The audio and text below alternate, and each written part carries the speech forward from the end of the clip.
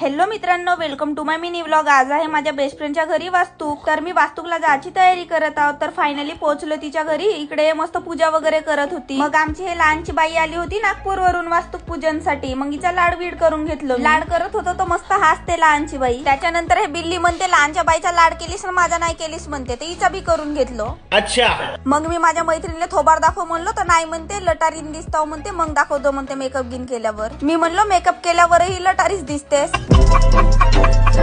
मग त्याच्यानंतर माझ्या मैत्रिणीनं मला फुलाची रांगोळी काढायची जिम्मेदारी दिली। मला एक गोष्ट सांगू, याचा घर माहित आहे का, बिलकुल राम मंदिराच्या समोर आहे। किती नशीबवान आहेत ना हे। मग भिडलो मी फुलाची रांगोळी काढायच्या मिशनले। काढून पण झाली। कमेंट मध्ये सांगा कशी दिसत आहे। त्याच्यानंतर काकू आणि काकाजी पूजा करायसाठी बसले। मग ह्या लहानुल्या पोरीले माहित झालाय मनी आले म्हणून त्या पोरी मला भेटायला आल्या। त्याच्यानंतर व्ह्यू पहा किती खतरनाक दिसत आहे। माझ्या मैत्रिणीच्या आईचा आता पुरा इकडे गिफ्टच जमा करणी चालू आहे।